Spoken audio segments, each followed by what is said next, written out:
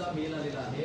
खरं तर पुण्यामध्ये पण असाच मेल आलाय, RSSचा पण त्याच्यामध्ये उल्लेख केलाय, बऱ्याच आपल्या कार्यालयांचा उल्लेख केलाय आणि तुम्हाला पण तसाच मेल आलेला आहे. त्याबद्दल तुमची पहिली प्रतिक्रिया? हे बघा, AMC बांगर यांच्या ऑफिशियल मेल ID वरती अशा पद्धतीचा धमकीचा ईमेल आलेला आहे. मलाही त्या पद्धतीचा फोन आला होता. मलाही म्हणजे मला प्रशासनाकडनं सांगितण्यात आलं की ह्या पद्धतीचं. मी सांगितलं अशा पोकळ धमक्यांना आपण घाबरायचं नाही. जे माझे नियोजित असलेली संपूर्ण महानगरपालिकेची सर्व कामं आम्ही ह्या ठिकाणी, जी मी नियोजित माझ्या मीटिंग्स होत्या त्या पण ह्या ठिकाणी चालू आहे. मुंबईकरांच्या जनतेसाठी जी हिताची कामं आहेत ती आम्ही कंटिन्यू चालू ठेवलेली आहे. अशी धमक्या आम्हाला जर आलेत, ज्यावेळी मी महापौर झाले त्याचवेळी मी बांगलादेशी फेरीवाले, तो तर माझा पहिला अजेंडा होता की अशा पद्धतीने बांगलादेशी फेरीवाले जे आहेत ते त्यांना ह्या ठिकाणी 100% आम्ही उठवून मुंबईच्या बाहेर पाठवणार आणि मूळ मुंबईकरांना न्याय देणार. अशा पद्धतीची आमचा जो विषय होता.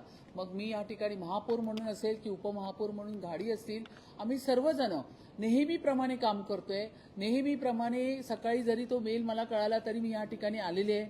मी माझं काम केलेलं आहे. मला माझ्या गृह खात्यावरती पूर्ण विश्वास आहे.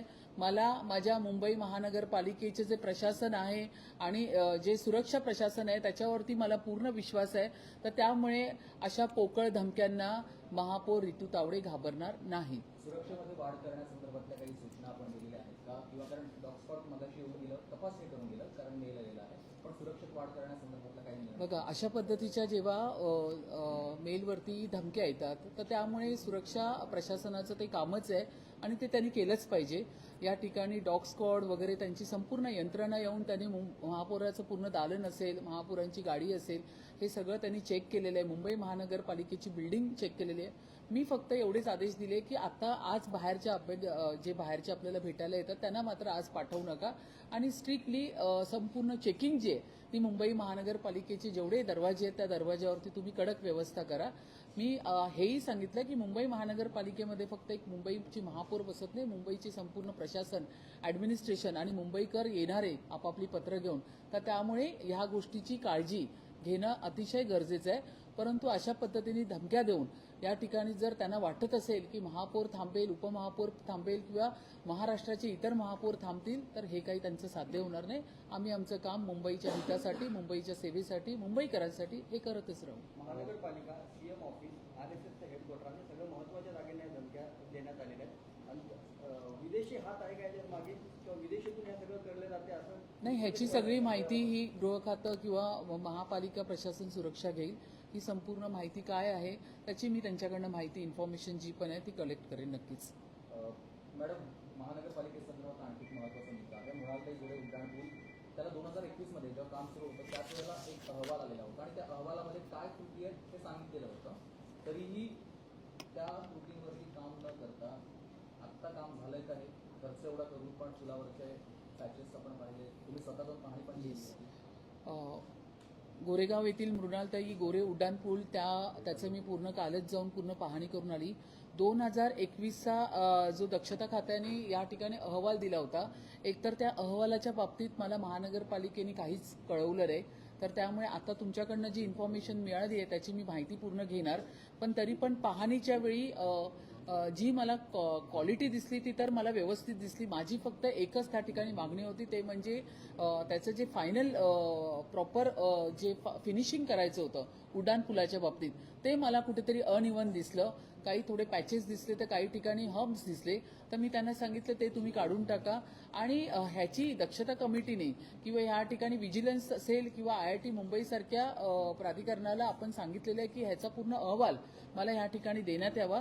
पण जेवढी मी AMC बांगर असतील, आपल्या भिडे मॅडम असतील किंवा त्या ठिकाणी असलेले साईट इंजिनियर असतील त्यांच्याकडनं सगळी माहिती घेता उड्डाणपुलाच्या बाबतीमध्ये त्यांनी अतिशय व्यवस्थित मला माहिती दिलेली आहे.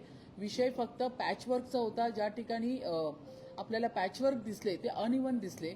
पण जेव्हा मास्टिकचा रोड असतो तर त्यावेळी असे पॅचवर्क टाकल्यानंतर काही काळानंतर वाहनं त्याच्यावरून जातात आणि टायरच्या घर्षणाने ते सगळं लेवल होतं. तर अशा पद्धतीचं आहे. पण 2021चा जो अहवाल आहे तो मात्र महानगरपालिकेच्या प्रशासनाने मला दाखवला नाही.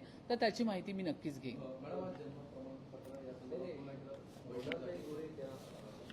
संदर्भात प्रशासन चूक मान्य केली आणि कंत्राटदाराला 22 लाख नाही, आता कसं आहे माहितीये, 2021ला तत्कालीन महापौर किशोरीताई पेडणेकर पण होत्या, तर त्यांनी त्यावेळी ह्या गोष्टीची माहिती घेतली होती का, तोही एक विचार करण्याचा मुद्दा आहे. तर काल त्या जाऊन तिथे त्यांनी आंदोलन केलं. तत्कालीन महापौर म्हणून ही संपूर्ण माहिती त्यांनी त्यावेळी प्रशासनाच्या पुढे त्यांनी आणायला हवी होती, कारण त्यावेळी त्या स्वतः महापौर होत्या.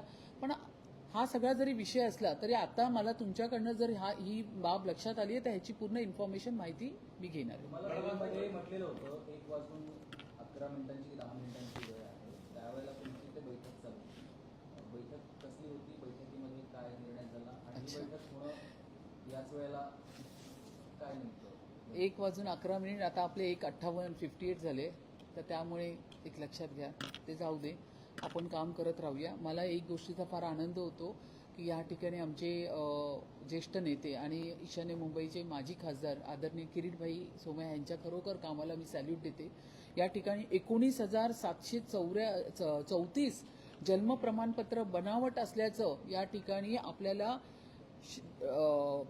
शासनाने सांगितलेलं आहे आणि या ठिकाणी ही जन्म प्रमाणपत्र रद्द यावी यासाठी प्रस्ताव राज्य सरकारकडे पाठवण्यात आलाय. तो त्यांनी मान्य केलेला आहे आणि त्याच्यामध्ये कारवाई करा असे आदेश बृहन्मुंबई महानगरपालिकेला दिले आहे. लक्षात घ्या, 19,734 फार मोठी आहे संख्या. इतकी लोक ह्या मुंबई नगरीमध्ये होते आणि ह्यांचा पर्दाफाश करून यांना समोर आणण्याचं काम आदरणीय किरीटभाई यांनी केलेले आहे. आणि त्याचबरोबरीने आता ह्याच्या पुढे सुद्धा जवळपास 20,000 जन्म प्रमाणपत्र आहे, त्याच्यामध्ये त्रुटी आढळलेल्या आहे. मायनर आणि मेजर त्रुटी ज्या आहेत त्याच्यामध्ये मायनर त्रुटी ह्या आपण मुंबई महानगरपालिकेच्या लेवलवरती सॉल्व्ह करणार आहोत, पण ज्या मेजर त्रुटी आहेत ह्याच्यावरती आपण राज्य शासनाची सगळी एक SOP घेऊन तीही आपण कशा पद्धतीने रद्द करता येईल यावरती पण आपण काम करणार आहोत. राज्य शासनाने ह्याच्यावरती SIT स्थापन केलेली आहे. SITला पण आता आपण यावेळी आजच्या मीटिंगमध्ये कडक निर्देश दिलेले आहेत. जवळपास आपल्या 4 काय 5 आपल्या FIR आहेत, त्या FIR वरती महिन्याभरात अजून त्यांच्याकडनंही काम झालेलं नाही, तर त्यांना आता स्पष्ट निर्देश दिलेले आहे की या संपूर्ण FIR वरती काम करून 48 तासामध्ये या सगळ्या FIRचा अहवाल मला या टेबलावरती पाहिजे, किरीटभाई यांच्याकडे पण पाहिजे आणि जे कन्सर्न अधिकारी आहेत त्यांच्या टेबलवरती पण पाहिजे. इतकी मोठी कारवाई या ठिकाणी जन्म प्रमाणपत्राच्या बाबतीत झालेली आहे आणि खरोखर हा संपूर्ण जो विषय आहे हा किरीटभाईंनी सखोल अभ्यास करून हा मुंबई महानगरपालिकेच्या निदर्शनास आणून दिलेला आहे. काही दिवसांपूर्वी आपण बैठक घेतली होती अधिकाऱ्याची, त्यावेळेला त्या अधिकाऱ्यांना देखील अहवाल जमा करायला सांगितलेला होता. त्यांचे काही अहवाल आतापर्यंत आपल्याला आले जे प्रत्येक वॉर्ड स्तरावरचे? हां, आता या ठिकाणी M ईस्ट असेल, L वॉर्ड असेल आणि E वॉर्ड असेल, या तिन्ही वॉर्डमध्ये मेजर आपल्याला घोटाळा जो जन्म प्रमाणपत्राचा आहे तो आपल्याला या वॉर्डमधून दिलेला आहे. आपण याच्यामध्ये 4 MOHला आपण निलंबित केलेलं आहे.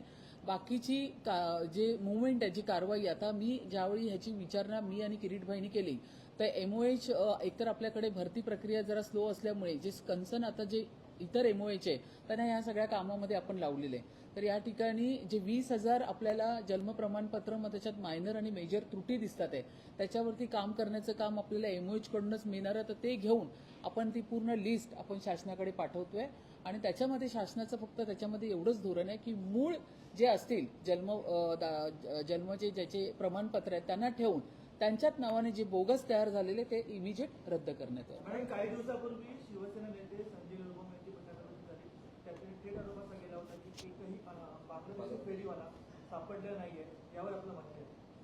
आमचे संजय निरुपमजी असतील, आमचे उपमहापौर पण या ठिकाणी बसलेले आहेत. बघा, एक लक्षात घ्या, मुंबई महानगरपालिकेमध्ये महायुतीमध्ये आम्ही सगळे बसलेलो आहोत. आमची तळमळ ही मुंबईकरांसाठीच आहे. मग भारतीय जनता पक्षाची असेल, शिवसेनेची असेल, आदरणीय एकनाथ शिंदे साहेबांची असेल, याच्यामध्ये आमचा अजेंडा एकच आहे की या ठिकाणी बांगलादेशी जर मिळाला तर त्याला आपल्याला काढायचं आहे. मूळ मुंबईकर असेल, मग तो कुठल्या महाराष्ट्रातून पण आलेला असेल, पण तो महाराष्ट्राचा आहे, मुंबईचा आहे, तो जर वर्षानुवर्षे या ठिकाणी फेरीवाला म्हणून काम करत असेल त्याला न्याय देऊन या ठिकाणी, आणि जर त्यांचं असं म्हणणं असेल की त्याच्यामध्ये सापडला नाही तर चांगलीच गोष्ट आहे. जर या पूर्ण 99,000 मध्ये एकही जर बांगलादेशी सापडला नाही तर याच्यापेक्षा आनंदाची गोष्ट काय, पण सापडला तर नक्कीच कारवाई करू. त्या 99,000 फेरीवाल्यांना बारकोड तुम्ही देणार आहात, परंतु दुसरीकडे तुमचे नगरसेवक आहेत त्यांनी विरोध केलेला स्टँडिंग कमिटीमध्ये, कसं म्हणता येईल? आमचे तिवानीजी यांनी हा उपस्थित केला होता. त्यांचं असं म्हणणं होतं की QR कोड हा सरसकट देण्यात येऊ नये. त्यांची सूचना चांगली आहे, फक्त मला ह्याच्यामध्ये एवढंच ॲड ऑन करायचं आहे की आपण ज्यावेळी एखाद्याला या ठिकाणी विक्रेता प्रमाणपत्र देतो किंवा QR कोड देतो तर त्याच्यामध्ये तिवाना यांचं असं म्हणणं होतं की त्याची पार्श्वभूमी चेक करा, गुन्हेगारी प्रवृत्तीचा जर असेल त्याच्यावरती काही गुन्हे दाखल झालेले असेल आणि आपण जर ते चेक केले नाही आणि पुन्हा आपण जर त्याला बारकोड देणार असू तर ते मात्र चुकीचं ठरेल आणि ही संपूर्ण जबाबदारी प्रशासनाची आहे. तर प्रशासनाने ह्या ठिकाणी झालंच तर पोलीस यंत्रणा त्याची पण त्याच्यामध्ये सहभाग घेऊन या पद्धतीचा जो एखादा प्रमाणपत्र किंवा बारकोड देताना त्या फेरीवाल्याची पार्श्वभूमी तपासणे ही जास्त महत्वाचं आहे. नालेसफाईची सध्या परिस्थिती काय? कारण अनेक ठिकाणी अजूनही कचरा दिसतो नाल्यात. माझ्याकडे बरेच हे सगळे हे आलेले आहे. झोन 5 मध्ये आपल्याला जास्त हे दिसण्यात येत आहे. इतर मात्र नालेसफाईमध्ये आपण बऱ्याचपैकी 80 म्हणजे आपली 100% नालेसफाई आहे, पैकी आपण 80, 85, 90% पोहोचलेलो आहोत.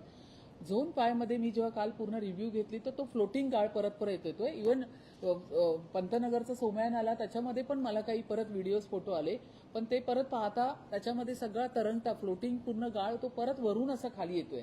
तो जसजसा येतोय आम्ही पंतनगरच्या सोमयान आल्यावरचा आम्ही तिसऱ्यांदा काढतोय फ्लोटिंग गाळ. आधीचा जो डेप्थ हे होती गाळ होता तो आपण संपूर्ण काढलाय, पण आता जो सतत येतोय तो फ्लोटिंग येतोय. तर तो येत राहणार. मोठा पाऊस आल्यानंतर तो सरसकट पुढे सरकत जाणार, पण जेव्हा जेव्हा फ्लोटिंग पण मोठ्या प्रमाणात येतोय तो पण आपण काढतोय.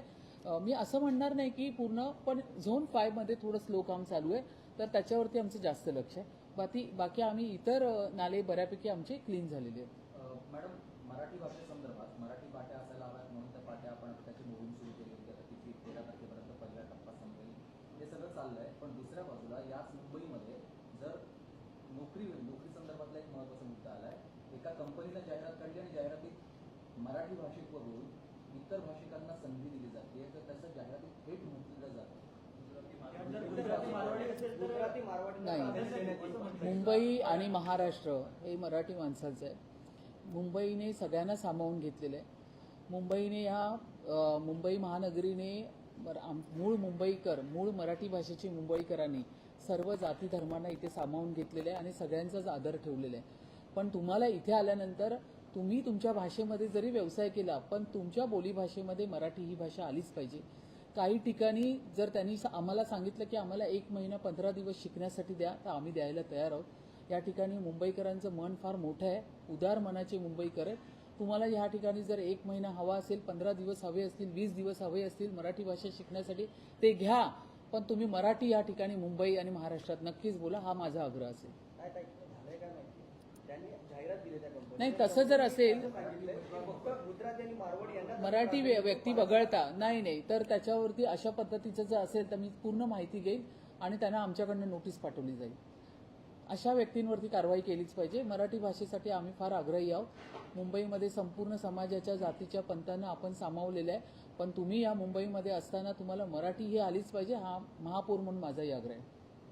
मॅडम, बेस्ट संदर्भाचा विषय होता. कॉन्ट्रॅक्ट की चांगले रेग्युलर होतोय, अपघात होत आहेत, यावर आपलं काही विषय? मी सह्याद्रीमध्ये जी मीटिंग झाली, नाही वर्षा बंगल्यावरती CM साहेबांच्या पण अध्यक्षतेखाली ही मीटिंग झाली होती. त्यावेळी आम्ही पूर्ण बीएसटीच्या कंत्राटी बस असतील किंवा BSTचा आगार असेल या सगळ्याच विषयांवरती आम्ही साधक बाधक चर्चा केली.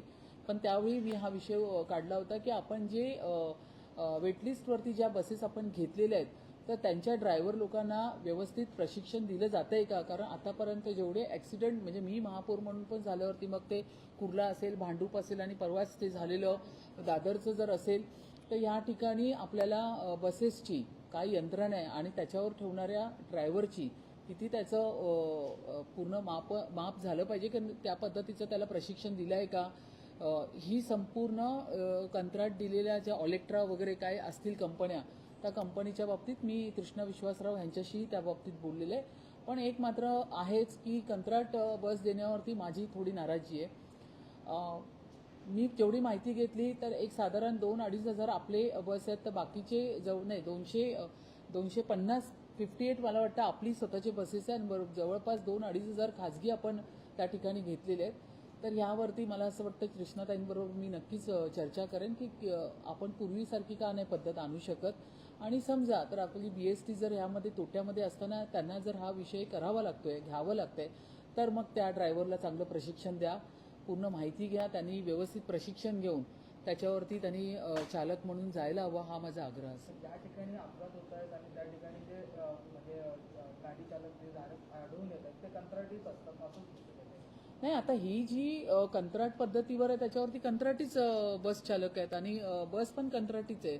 तर त्यामुळे चालक आणि वाहक हे दोघंही कंत्राटी बेसवर असल्यावर ज्या कंपन्यांना ही कॉन्ट्रॅक्ट मिळतं त्यांची जबाबदारी आहे ना, त्या ठिकाणी जे चालक आहेत त्यांना पूर्ण प्रशिक्षण देणं, त्यांना गाडी चालवता येते की नाही, त्यांचा मानसिक हे पण कसं आहे, संपूर्ण त्यांची तपासणी केली पाहिजे, त्यांच्या आरोग्याची पण तपासणी करा, त्यांची पार्श्वभूमी बघा, अशाच पद्धतीने ती गाडी त्यांच्या हातामध्ये द्या.